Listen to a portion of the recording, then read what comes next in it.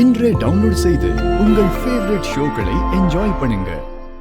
பாட்டி நடந்தது எல்லாத்தையும் சொன்னாங்க. அதுக்கெல்லாம் காரணம் நீதான். நீ இவங்க எல்லாரையும் கூட்டிட்டு போகாம இருந்திருந்தா எந்த பிரச்சனையும் வந்திருக்காது. பாட்டி தலையில அடிபட்டு உடம்பு சரியில்லாம இருந்தாங்க. அவங்கள பாக்குறதுக்காக தான் எல்லாரும் போயிருந்தோம். இதுல என்ன தப்பு இருக்கு? பாத்தியாக்கா, இவன் வாயாலேயே அவன் தான் காரணம்னு எல்லாத்தையும் ஒத்துக்கிட்டான். எல்லாம் நீ குடுக்கற இடம் தான். இல்லன்னா இவன் இதெல்லாம் செய்ய மாட்டானே. மாப்ள, இந்த விஷயத்துல நீங்க செஞ்சது எனக்கு கொஞ்சம் கூட பிடிக்கல. நீங்க எதுக்கு அங்க போனீங்க? அத்த, பாட்டி மட்டும் இல்லைன்னா எலெக்ஷன்ல ஒரு ஓட்டு கூட உங்களுக்கு விழுந்திருக்காது. அந்த அளவுக்கு அந்த சிவனாண்டி உங்க பேரை கெடுத்து வச்சிருந்தான். பாட்டி தானே அந்த காணாம போனவனை கண்டுபிடிச்சு நீங்க வெளியே வரதுக்கு காரணமா இருந்தாங்க. நீங்களே கொஞ்சம் யோசிச்சு பாருங்க. நீங்க வெளியே வராம இருந்திருந்தா இந்த ஜனங்கள்லாம் உங்களுக்கு பெருசா ஓட்டு போட்டிருக்கவே மாட்டாங்க. ரிசல்ட் ஒரு வகையில நமக்கு எதிராக தான் போயிருக்கோம். இன்னைக்கு அந்த சூழ்நிலை இல்ல. நம்ம தான் ஜெயிக்கிற நிலைமையில இருக்கோம்.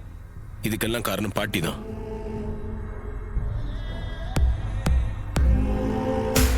அவங்க உடம்பு சரியில்லாம இருக்காங்க. அதான் எல்லாரும் போய் பார்த்தோம்.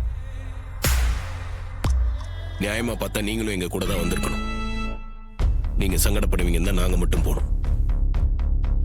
அக்கா, இவன் ஏதேதோ பேசி உன்னை கன்ஃபியூஸ் பண்றான். இப்படியே போனா கடைசியில அந்த கிழவிய நம்ம வீட்டுல வந்து உட்கார வச்சிருவா, பாத்துக்க. சித்தி, அம்மாவை தோன்றதே வேலையா வச்சிருப்பீங்களா? அம்மா, உடம்பு சரியில்லாம இருக்கிற பாட்டிய பார்க்க போனது தப்பா? அவங்க யாருக்காக அடிபட்டாங்க? உங்களுக்காக தானே அடிபட்டாங்க.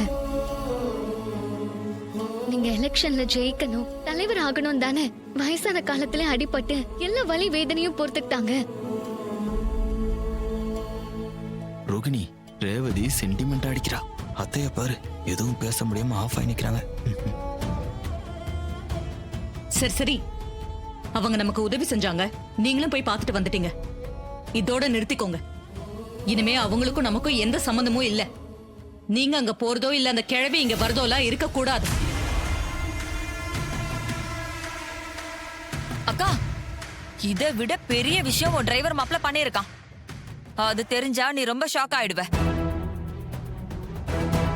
என்ன விஷயம்? என்ன ஷாக்? புரியல. இதோ நிக்கிறாளே துர்கா, அவகிட்ட கேளு. அவ எல்லாத்தையும் விலாவரியா சொல்லுவா.